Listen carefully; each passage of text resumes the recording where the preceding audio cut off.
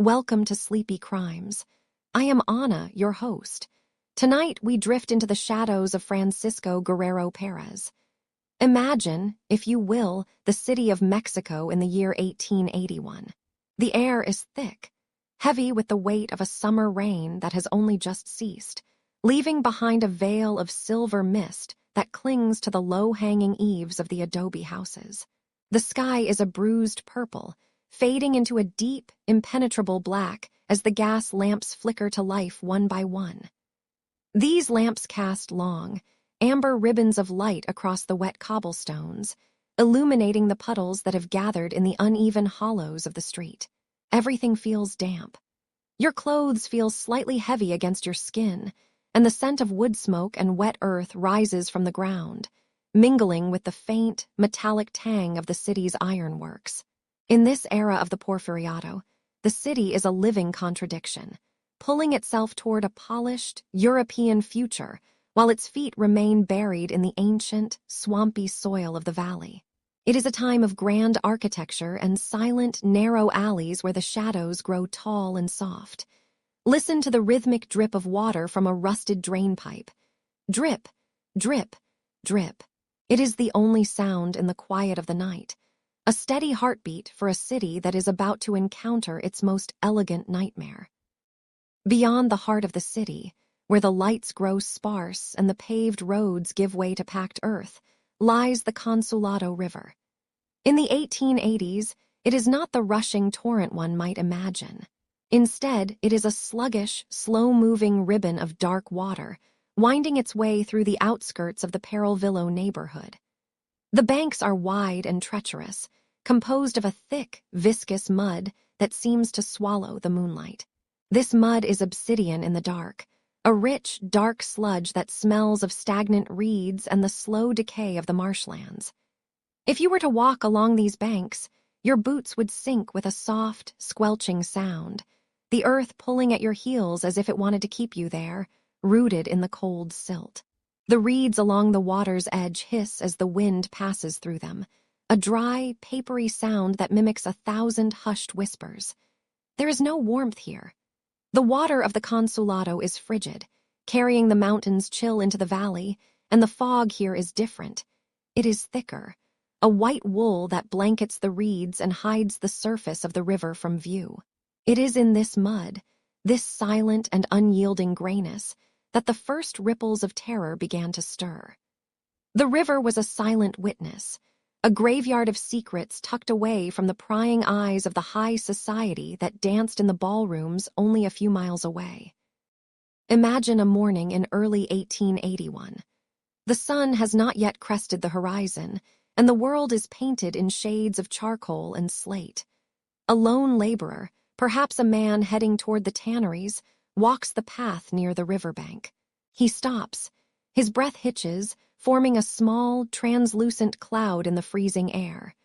There, nestled in a bend of the river where the mud is deepest, is a splash of color that does not belong. It is the pale, bruised pink of a tattered cotton dress. The fabric is saturated with the dark river water, clinging to a form that is as still as the stones beside it. As the man draws closer, his feet sliding on the slick embankment, the sensory details sharpen. He sees the way the mud has coated the hair of the woman, turning it into a matted, earthen crown. He sees the stillness of her hands, pale as marble against the black muck.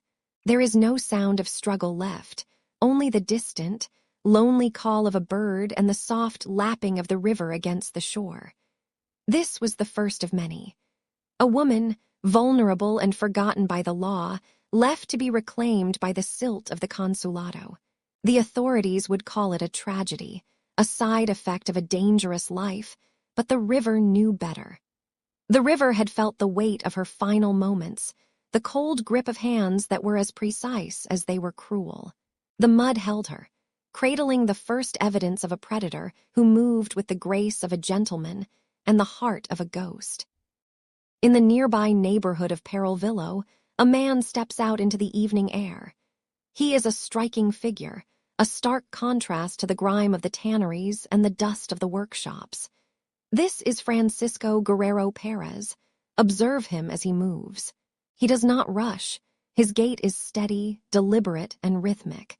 He wears trousers of fine, dark cashmere that move like liquid around his legs. Over a crisp shirt, he dons a tailored charro vest, a chaleco, embroidered with subtle, intricate patterns that catch the dim light of the street lamps. This garment is so much a part of his identity that the locals have whispered a nickname for him, El Chalequero, the vest man.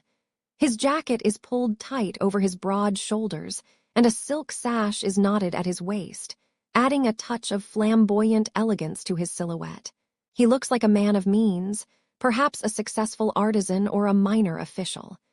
His face is handsome, with features that are often described as manly and composed.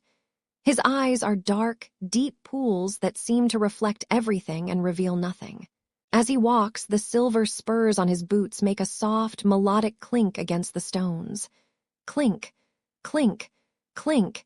It is a comforting sound, the sound of a gentleman approaching. He tips his hat to a neighbor, his smile polite and disarming. He is a man who attends church, a man who speaks of the Virgin of Guadalupe with a reverence that borders on the holy. He is the last person you would fear as you walk home through the fog. Francisco is a shoemaker by trade. Imagine him in his workshop, the smell of cured leather and pungent tannins filling the small, warm space. He handles his tools with a practiced, terrifying precision. The knives he uses to skin and shape the leather are kept exceptionally sharp, their blades polished until they gleam like mirrors. He understands the texture of skin, how it yields under a blade, how it can be molded and cut. There is a calmness in his hands, a steadiness that he brings from his workbench into the night. When he speaks, his voice is a low, soothing baritone, the kind of voice that can convince a weary woman that he is a protector, a provider, a momentary escape from the harshness of the streets. He seeks out those who are most vulnerable, those who drift in the periphery of society, the women who work the shadows of the Peralvillo district. To them, he is not a monster. He is a man of style, a man who offers a cigarette and a kind word. He is charming, magnetic even, possessing a superficial grace that masks a profound and boiling hatred. He believes himself to be an instrument of a dark, twisted justice, a man tasked with punishing those he deems unfaithful or impure. He walks the line between the sacred and the profane, a devout Catholic who carries a curved blade in his belt and a cold void in his soul. As the 1880s progressed, the number of women found in the mud of the Consulado began to grow, and the legend of the elegant man in the charro vest began to take a terrifying shape. The city began to whisper. In the pulquerias and the marketplaces, people spoke of the Consulado River Ripper. They spoke of the way the bodies were found, not just discarded, but treated with a clinical, horrifying detachment. The mud of the river became a symbol of a spreading stain, a darkness that the modernizing police force could not seem to wash away. Francisco would return to his home, to his wife Maria and his children, and he would wash the river silt from his fine boots. He would hang his cashmere trousers and brush the dust from his beloved vests, his face a mask of domestic peace. He was a phantom who lived in plain sight, a man who was loved by his neighbors and feared by the night.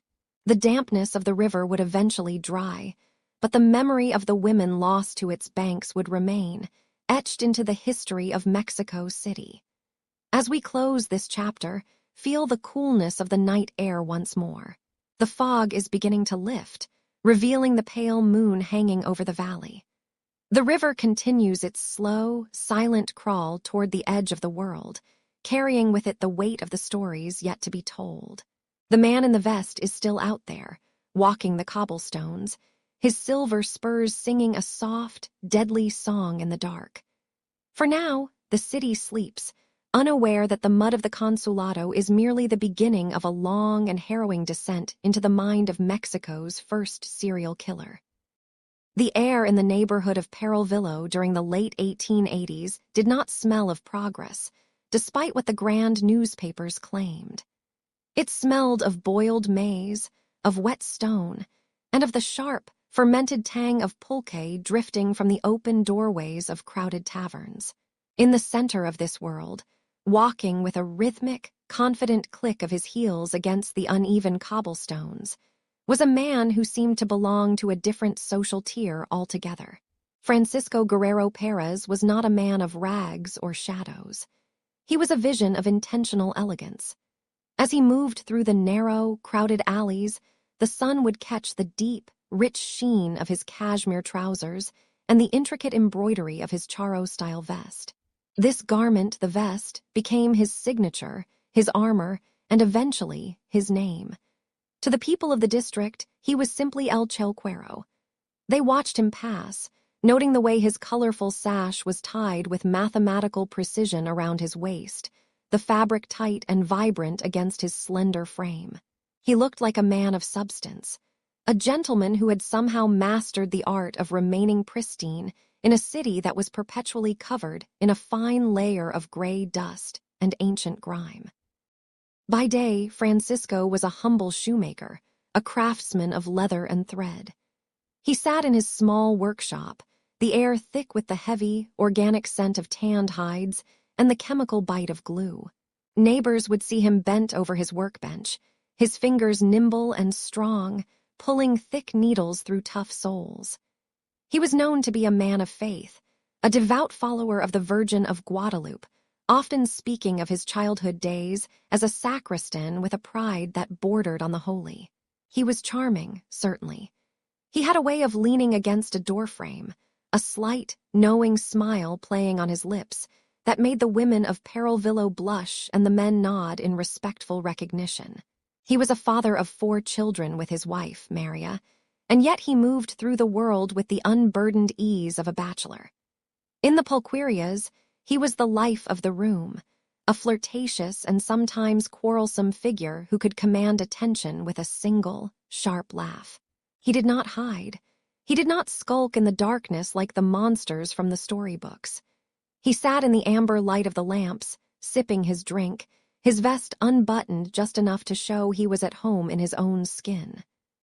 But beneath the cashmere and the charm, there was a philosophy of violence that the locals whispered about only when the wind was loud enough to drown out their voices. There was a phrase associated with him, a puro chaleco, which suggested a dark, forceful nature. It meant, quite literally, by force. To Francisco, the women he encountered in the dim light of the riverbanks were not people, but instruments for his own gratification and eventual wrath. He moved through the red light districts with a predator's calculated grace, luring victims with the promise of a gentleman's company and the jingle of coins in his pocket. He targeted those the world had already forgotten, the market vendors, the washerwomen, and the prostitutes who walked the line between survival and the abyss. He treated the act of killing with the same cold, technical precision he used to repair a boot. He would lead them to the banks of the Consulado River, where the water moved slow and thick like oil. And there, in the silence of the reeds, the gentleman of Peralvillo would vanish, replaced by a man who saw the act of slitting a throat as a necessary correction of a woman's perceived insolence. The year 1888 began with a frost that seemed to settle deep into the bones of the city. On the 13th of February, the cycle of silence finally began to fracture. For years, the bodies had appeared, mutilated, discarded in the mud of the river. But the police had largely looked the other way, dismissing the deaths of poor women as the inevitable result of a sinful life. However, the discovery of Murcia Gallardo changed the trajectory of the investigation. She was a woman of 47, a familiar face in the markets, whose life was extinguished and left to the elements. This time, the whispers in the neighborhood grew too loud for the authorities to ignore. Neighbors, perhaps emboldened by a collective, simmering dread, began to speak. They told of seeing Murcia in the company of the well-dressed shoemaker. They spoke of the way El Chalequero had been seen near the river on nights when the moon was thin and the air was still. Detective Francisco Chavez, a man tasked with bringing order to a city gripped by a quiet terror, began to pull at the threads of Francisco's carefully constructed life. The investigation was not a grand display of forensic science, but a slow gathering of testimonies from those who had lived in the shadow of the shoemaker's arrogance. A washerwoman named Emilia came forward, her voice trembling as she recounted a night of horror. She had survived an attack near the river after returning from a religious pilgrimage, describing a man who was as elegant as he was cruel, a man who had left her for dead in the silt. As Detective Chavez moved through the streets of Peralvillo, he found a community paralyzed by a strange paradox. They knew who the killer was. They had always known. Francisco had even been heard boasting of his exploits in the dim, alcohol-soaked corners of the taverns, confident that his status as a respectable craftsman and his charismatic veneer would protect him from the law. He believed himself untouchable, a pillar of a society that valued the appearance of virtue over the reality of justice. He continued to wear his fine vests, to polish his shoes until they shone like obsidian, and to walk the streets with the posture of a king, unaware that the net was finally closing around his cashmere-clad throat. The end of his first reign of terror came not in a dramatic shootout, but in the mundane setting of a local tavern. On that February night in 1888, the air was heavy with the smell of wood smoke and the low murmur of tired men. Francisco was there, a glass in his hand, his presence filling the room with a practiced, predatory ease. When Detective Chavez and his officers entered, the room fell into a sudden, vacuum-like silence. Francisco did not run. He did not fight. He looked at the men of the law with a cold, aristocratic disdain, as if their presence was a mere inconvenience to his evening. Even as the iron shackles clicked shut around his wrists, contrasting sharply with the fine fabric of his sleeves, he maintained his composure. He was the gentleman of Peralvillo, after all, and he was convinced that a man of his education and standing could never truly be held by the same laws that governed the common rabble. As he was led away through the dark streets, past the shuttered windows of neighbors who watched through the slats, the myth of the Chalequero began to transform from a local rumor into a national nightmare, the first of its kind in the history of a changing Mexico. The iron gate of the prison closed with a heavy, final thud that seemed to vibrate through the very soles of his boots. In the late months of 1888, the air in Mexico City was thick with the scent of damp earth and wood smoke, but inside the walls of the Belém prison, the atmosphere was different. It smelled of stale sweat, unwashed wool, and the metallic tang of fear.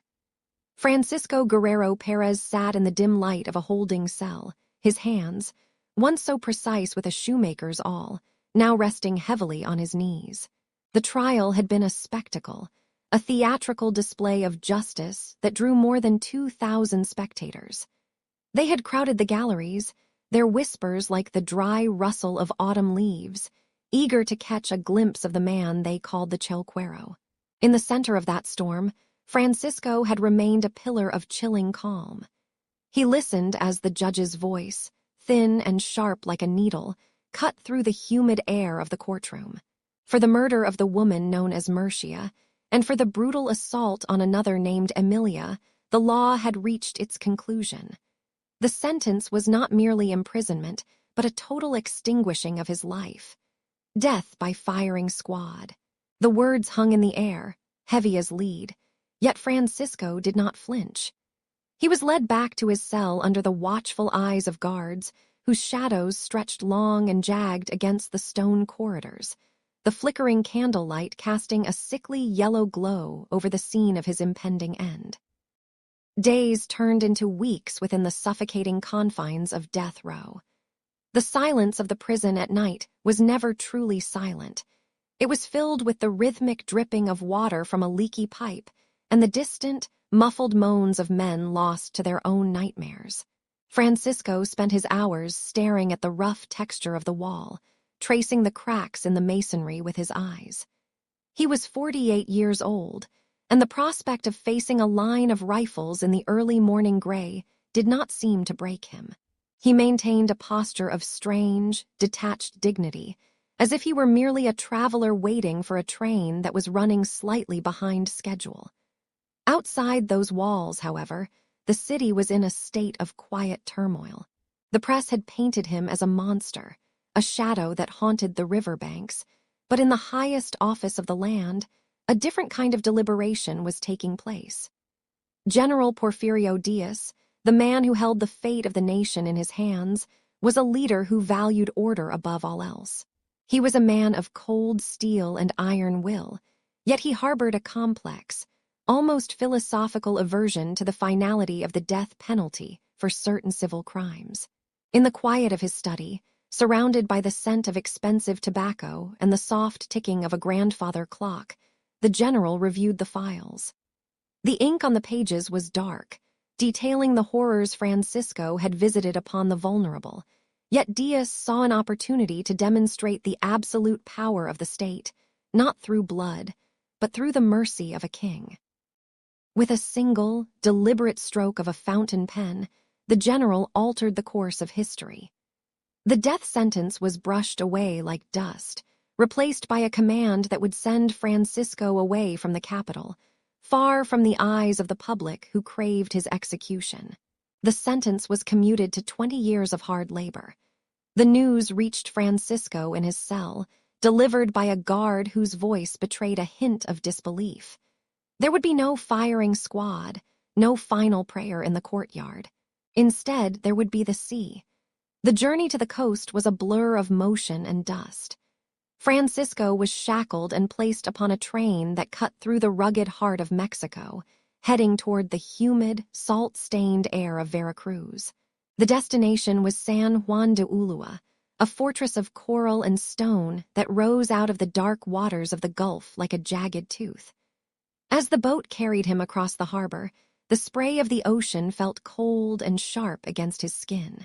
The fortress was a place of legend and terror, a labyrinth of subterranean vaults where the walls bled salt, and the air was so thick with moisture it felt like breathing through a damp cloth.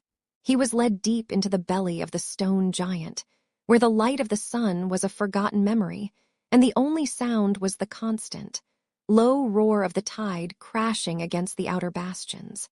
This was to be his home for the next 2 decades, a tomb of stone where the world expected him to fade into the shadows and be forgotten by time itself. Years began to bleed into one another in the damp isolation of San Juan de Ulua. Francisco's life became a slow, repetitive crawl of survival. He learned the language of the prison, the clink of chains, the scrape of a tin plate against stone, the heavy footsteps of the evening watch. The salt air worked its way into everything. It corroded the iron bars, rotted the fabric of his uniform, and seemed to settle deep within his very bones. He spent his days in labor, his once supple hands growing calloused and scarred from the rough stone and the heavy work assigned to the inmates. Around him, men succumbed to the fever, to the rot, or to the crushing weight of despair, but Francisco remained. He was a creature of patience, a man who could wait out the tides. 16 years passed in this manner.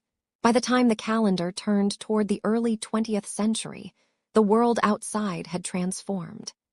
Mexico City was modernizing.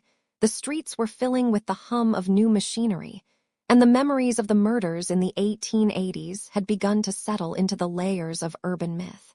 In the year 1904, Francisco was no longer a young man. He was 64, his hair turned to the color of ash, his eyes still sharp but recessed deep into a face mapped with the lines of his long confinement. It was in this year that an unexpected development occurred, a ripple in the bureaucratic machinery of the Porfiriato that would change everything once again. The document arrived at the fortress bearing the official seal of the government. It was a pardon, a full indulto that granted Francisco Guerrero Pérez his freedom. Some later claimed it was a clerical error, a mistake born of a messy archive and a weary official, while others believed it was a final act of calculated mercy from the general himself. Regardless of the reason, the heavy iron locks that had held him for 16 years were turned. Francisco walked out of the darkness of the vaults and into the blinding brilliance of the Veracruz sun. The heat was immense, pressing down on him as he stood on the docks, a free man for the first time in nearly 2 decades. He carried with him nothing but the clothes on his back and a small bundle of meager possessions, but as he boarded the train back toward the capital, his mind was remarkably clear. He watched the landscape shift from the tropical green of the coast to the high, dry plateau of the Central Valley. He arrived in Mexico City to find a place he barely recognized. The grand boulevards were wider, the lights were brighter, and the faces of the people were hurried and strange. He returned to his old haunts, to the neighborhoods where the shadows still gathered under the eaves of leaning buildings. The people who saw him pass did not recognize the elderly man with the polite manner and the neatly pressed vest. They did not see the predator who had been returned to their midst. Francisco walked the streets as a ghost of the past, his footsteps silent on the cobblestones, as he began to search for the familiar rhythm of the hunt, proving that while the general could pardon the man, he could never truly exile the darkness that lived within him. The iron gates of the prison creaked open with a sound that seemed to echo across the span of the last 16 years. Francisco stepped out into the light of 1904, his eyes squinting against a sun that felt far more aggressive than the one he remembered. The air of the city had changed. It was thicker now, heavy with the scent of coal smoke, horse manure, and the beginning whispers of industrial grease. He was a man of 64 years, his hair a thinning shroud of silver and his skin mapped with the deep, weathered lines of a life spent in shadows and stone. He adjusted his waistcoat, that familiar garment that had earned him his name, feeling the weight of his own history pressing against his ribs. For a moment, he simply stood on the cobblestones, listening to the rhythmic clatter of carriage wheels and the distant, melodic cries of street vendors.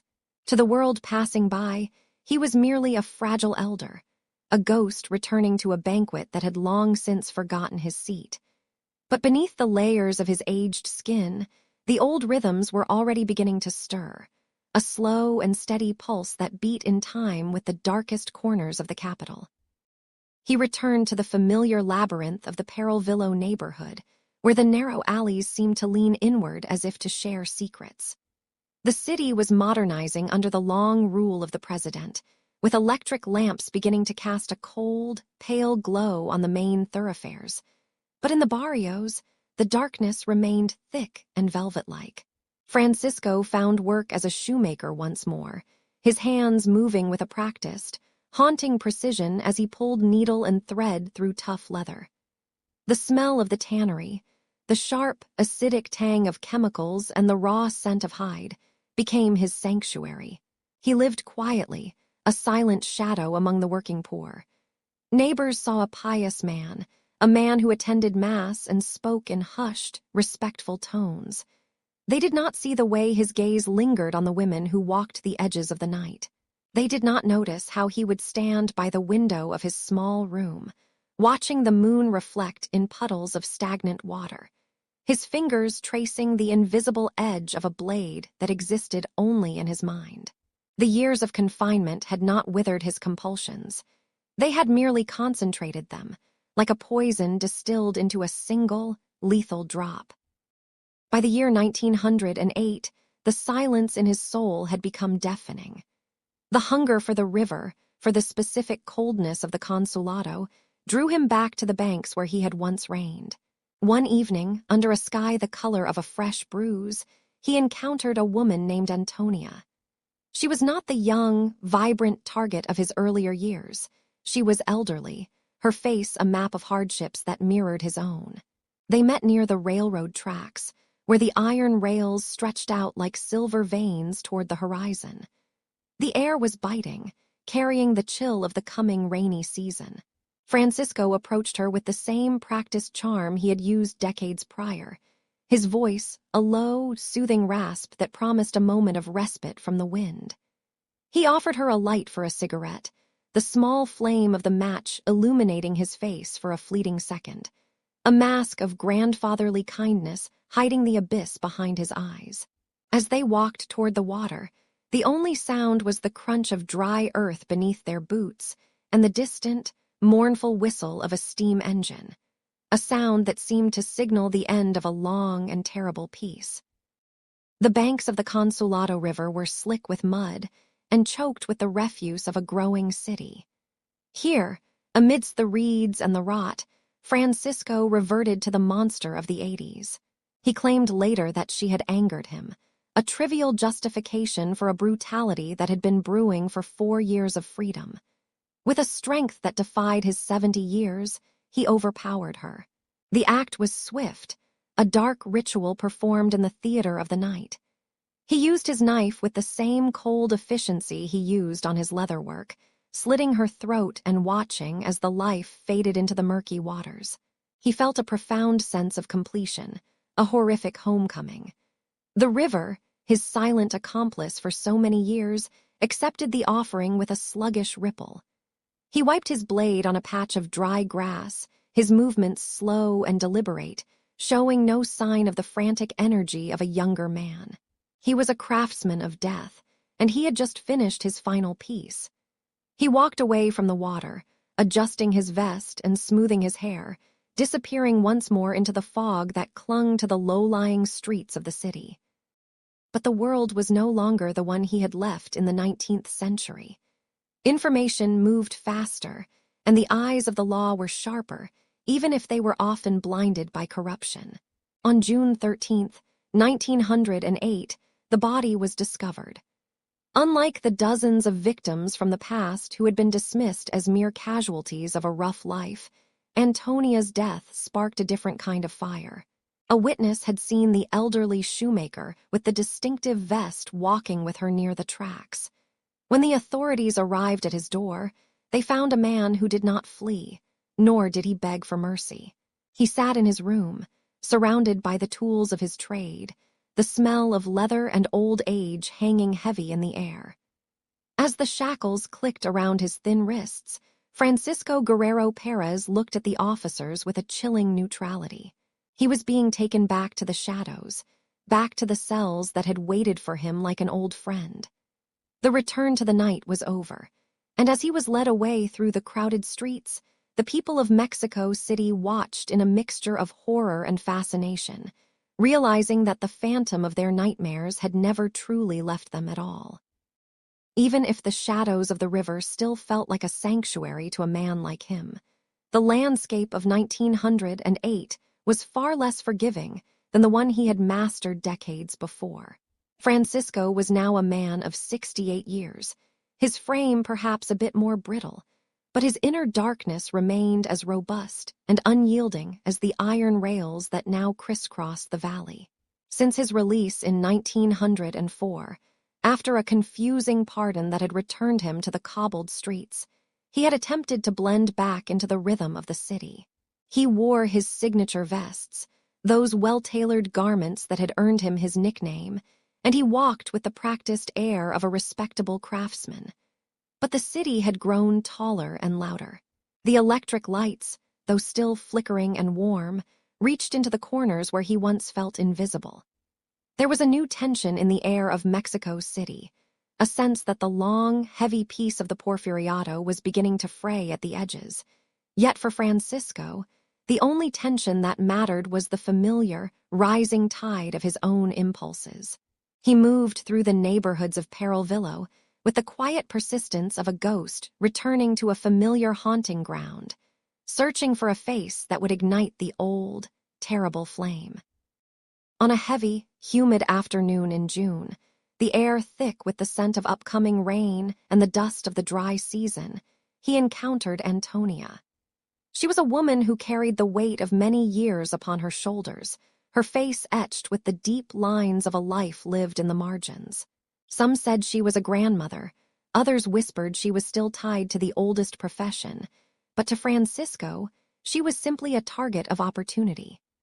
The sun was beginning to dip below the horizon, casting long, bruised violet shadows across the pavement when they began to walk together. He spoke to her with the practiced charm of a man who knew how to soothe the weary, his voice a low, melodic murmur that masked the jagged edges of his intent. They moved away from the bustling markets and the clatter of horse-drawn carriages, drifting toward the northern reaches of the city, where the urban sprawl began to give way to the wilder, neglected banks of the Consulado River. The ground beneath their feet changed from hard stone to soft, yielding earth, and the sound of the city faded into a distant, rhythmic hum, replaced by the rustle of tall grasses and the slow, rhythmic gurgle of the water. The riverbank was a place of deep, atmospheric decay. The water was dark and sluggish, carrying the debris of a growing metropolis, and the air smelled of wet silt and rotting vegetation. It was here, amidst the thickets and the damp silence, that the mask of the respectable shoemaker finally slipped away. Francisco would later claim that Antonia had made him angry, a hollow justification for a cruelty that had been simmering for years. In the dim, failing light of that June evening, he turned on her with a sudden, violent precision. The struggle was brief, muffled by the dense foliage and the indifferent flow of the river. He used his knife, a tool of his trade that had become a tool of his torment, and with a single, practiced motion, he ended her life. He left her there, her form becoming part of the landscape of shadows and reeds, just as he had done with so many others 20 years prior. He believed the river would once again keep his secrets, that the darkness of the night would act as a shroud, allowing him to return to his home and wash the evidence away beneath the glow of a kerosene lamp. But 1908 was not 1888. As he stepped away from the bank, wiping his hands on a damp cloth, he was not as alone as he imagined. High up on the embankment, a young shepherd boy had been watching. The boy had stayed silent, paralyzed by a primal fear as he witnessed the scene unfolding below, his eyes wide in the twilight. He saw the flash of the blade and the slumped form of the elderly woman. As soon as the man in the vest began to move away, the boy ran, his heart hammering against his ribs like a trapped bird.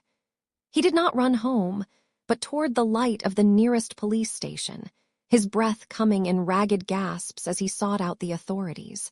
At the same time, others in the area, including the Solorio sisters, had noticed the strange man loitering near the water. The web of the neighborhood, once a place of silent indifference, was now beginning to tighten. The witnesses provided a description that was unmistakable.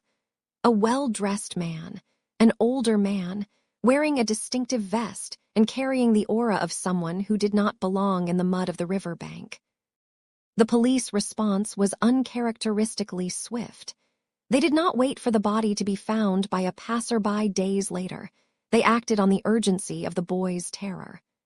Officers fanned out through the darkened streets of the northern district, their lanterns cutting through the gloom.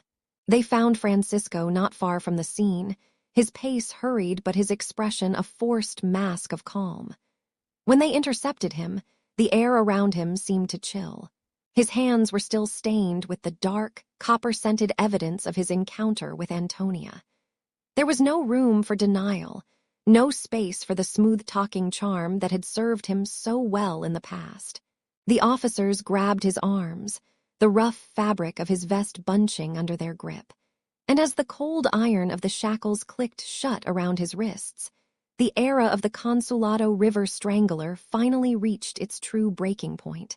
He was led away through the streets he had haunted for 3 decades, a crowd beginning to gather in the wake of the news, their whispers turning into a low roar of recognition. The man who had once been a myth, a boogeyman of the old century, was now a flesh-and-blood captive of the new one. The trial that followed was a spectacle that gripped the entire nation. More than 2,000 people crowded into the courtroom and the surrounding plazas, eager to catch a glimpse of the man they called El Chalequero. The atmosphere was heavy with a mixture of morbid curiosity and a profound sense of collective relief. For the first time, the legal system did not waver. The evidence was overwhelming, and the testimony of the young shepherd boy provided a haunting clarity that could not be ignored. Francisco sat in the dock, his face a weathered mask of indifference, even as the judge handed down the sentence of death for the murder of Antonia. There would be no presidential pardon this time, no administrative error to set him free. He was transferred to the newly constructed Leckembury prison, a fortress of stone and steel often referred to as the Black Palace. As the heavy iron doors of his cell groaned shut, the outside world prepared for a revolution. But for Francisco Guerrero Pérez, the world had shrunk to the dimensions of a cold, silent room. The predator who had turned the river into a graveyard was finally, permanently, a prisoner of his own legacy. The courtroom in 1908 felt less like a hall of justice and more like a heavy, airless chamber where history was being written in the sweat of 2,000 onlookers. The air was thick, tasting of old wool, stale tobacco, and the collective, anxious breath of a city that had lived in fear of the shadows for decades. Francisco Guerrero Pérez sat at the center of this storm, a man of nearly 70 years, yet his presence still carried a chilling weight.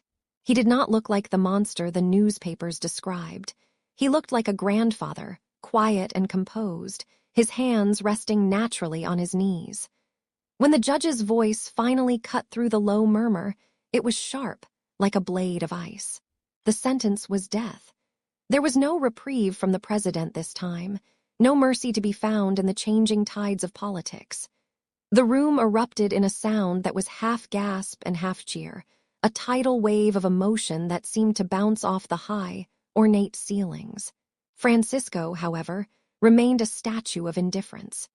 His eyes, dark and unreadable, focused on a single point of dust dancing in a shaft of yellow sunlight, as if he were already far away from the world of men and their laws. He was taken from the heat of the crowd to the cold, echoing silence of the Black Palace. Leckembury prison was a new marvel of stone and steel, a panopticon designed so that every prisoner felt the invisible weight of 1,000 eyes. As the heavy iron gates groaned open, the air changed. It became damp, smelling of wet limestone and the metallic tang of fresh rust. The architecture was a series of long, radiating galleries that stretched out from a central tower like the spokes of a giant, skeletal wheel. Francisco walked down these corridors, his footsteps clicking softly on the hard floor, a rhythmic sound that echoed into the darkness of the unoccupied cells. His own cell was a small, narrow rectangle of gray stone. The walls felt close, pressing inward with the weight of the massive structure above. There was a single, high window that allowed only a sliver of the indigo night sky to peek through. Here, in the heart of the Black Palace, the man who had haunted the riverbanks was finally contained, a ghost trapped within a fortress of obsidian shadows. In the quiet hours of his confinement, Francisco was not left entirely alone. He became the subject of intense fascination for Dr. Carlos Raumignac, a man who sought to map the geography of a killer's mind. Their sessions took place in a room that smelled of antiseptic and old paper. The doctor would sit across from him, the scratching of a fountain pen the only sound in the room as Francisco spoke. Raumignac observed the curve of the prisoner's brow, the shape of his jaw, and the unsettling lack of light in his gaze.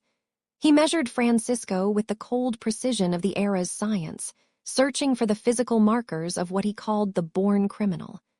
Francisco did not resist. He answered questions with a chilling, detached politeness. He spoke of his crimes not as sins, but as necessities, a mission he had been chosen to fulfill.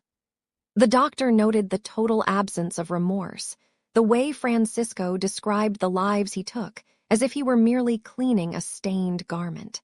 It was here, in these clinical exchanges, that the term serial killer began to take its modern shape in the Mexican consciousness.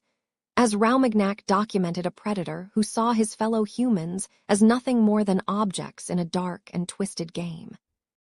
As the months stretched into 1909, Francisco settled into a strange, peaceful rhythm within the prison walls. The man who had once been a whirlwind of violence became a silent figure of habit. He spent his afternoons in the pale light of his cell, cradling a worn copy of the novel Paul and Virginie. He would trace the printed words with a calloused finger, his lips moving silently as he immersed himself in a story of innocent love and tropical islands, a world so far removed from the blood-soaked mud of the Consulado River that it seemed like a dream. The other inmates spoke of him in whispers, a legend in their midst, yet he rarely interacted with them. He was a shoemaker by trade, and even in prison, he kept his small space meticulously clean. The smell of leather and polish would sometimes drift out into the hallway, a haunting reminder of the life he had led between his outbursts of horror. Outside, the world was beginning to fracture, the first tremors of the Mexican Revolution vibrating through the streets of the city. But inside the thick stone walls of Leckembury, time seemed to pool and stagnate like the water in a deep well. The end came softly in the month of November, 1910. The air was turning brittle with the coming winter, and a low mist clung to the ground around the Black Palace. One morning, the guards found Francisco slumped in his cell, his breath coming in shallow, ragged hitches. He was no longer the imposing figure of the courtroom. He was a fragile old man surrendered to the stillness of his own body. They moved him to the Juarez Hospital, where the halls were filled with the scent of lavender and ether. He never regained consciousness. A cerebral embolism, the doctors said, a sudden storm within the brain that silenced the memories of 21 lives taken. As he lay in the white hospital bed, the city outside was erupting into chaos, the old order of Porfirio Diaz crumbling as the revolution took hold. Francisco Guerrero Pérez died as the old world died, leaving behind a legacy that would haunt Mexico for a century. He was the first to be named, the first to be studied, and the first to show the nation that monsters could wear the vest of a gentleman and the smile of a neighbor.